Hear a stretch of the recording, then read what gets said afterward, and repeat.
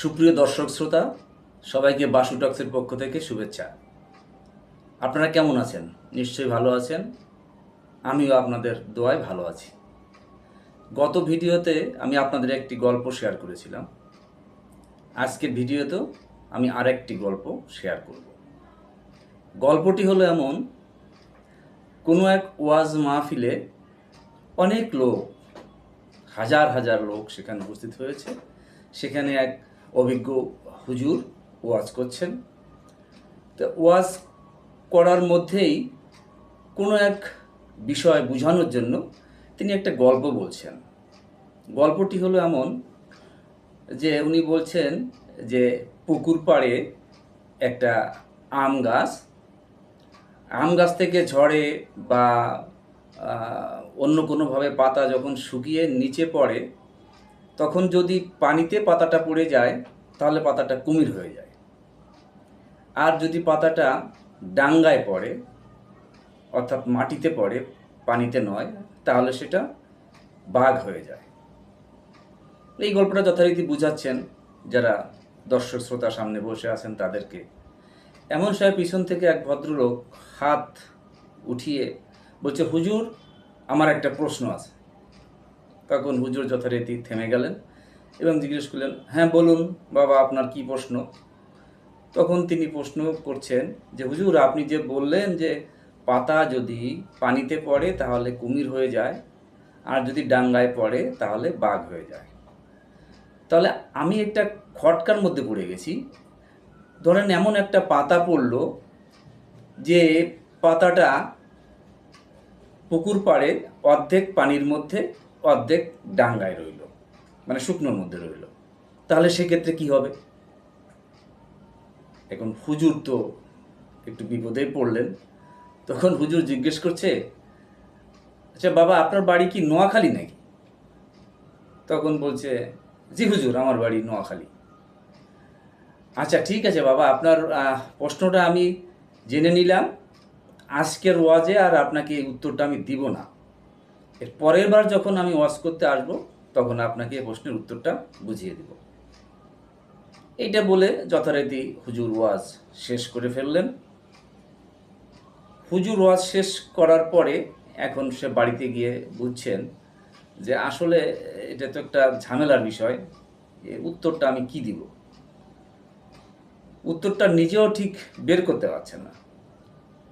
এরপর থেকে হুজুর যত জায়গায় আবার ওয়াজ করতে যায়, শুরুতেই যারা বসে থাকে সামনে দর্শক শ্রোতা, তাদের উদ্দেশ্যে বলেন, বাবারা, এখানে আপনারা কেউ নোয়াখালীর আছেন নাকি? যদি কেউ থেকে থাকে হাত জাগায়, তাহলে হুজুর খুব সাবধানী হয়ে যায়। তখন তিনি ওয়াজটা সেইভাবে করেন যাতে এই অর্ধেক পানিতে অর্ধেক ডাঙ্গায় পড়ে যাওয়ার মতো অবস্থার মধ্যে না পড়েন, যার উত্তর দিতে হুজুর বিব্রত হন। এই গল্পটা আমার এখানেই শেষ। এখন যেটা বলা সেটা হচ্ছে, এই মরাল অফ দ্য স্টোরি কী, বা এখানে লার্নিংস কী আছে? মরাল অফ দ্য স্টোরি হলো, মানে সমাজে মানে এমন কিছু লোক থাকে যারা নিজেকে একটু তুলনামূলকভাবে জ্ঞানী মনে করেন এবং তারা অন্যকে বিপদে ফেলতে চান বা প্রশ্নবাণে জর্জরিত করতে চান। তিনি নিজের পাণ্ডিত্য বোঝাতে চান যাতে আমি এমন প্রশ্ন করব যার উত্তর দিতে পারবেন না, আটকে যাবে।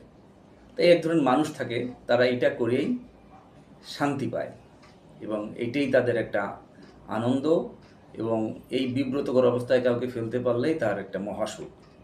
এটা একটা হতে পারে।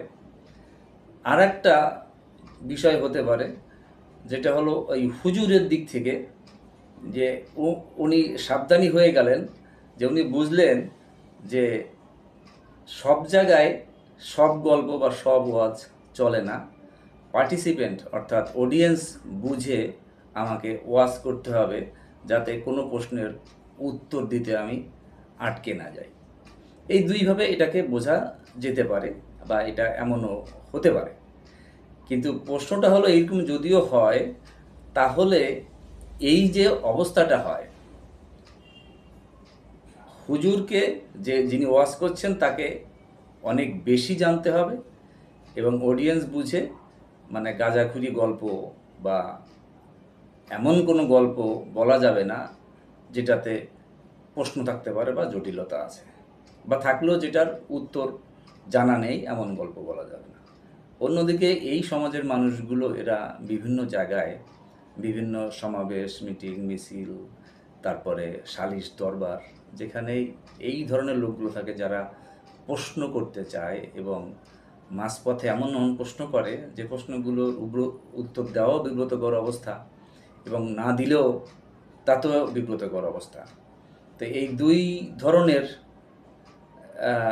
অবস্থায় যাতে না পড়তে হয় সেই জন্যই সবাইকে সাবধানী হওয়া উচিত বলে মনে করি।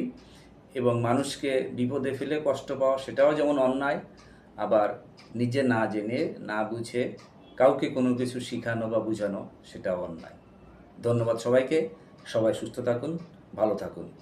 হ্যাঁ, আর একটা কথা, এই বাসু টক্সের পক্ষ থেকে আপনাকে ধন্যবাদ জানাচ্ছি এবং আপনারা আমার ভিডিওটি দেখে যদি ভালো লাগে তাহলে লাইক, কমেন্টস, শেয়ার করবেন ও আমার পেজটিকে সাবস্ক্রাইব করবেন বা ফলো করবেন।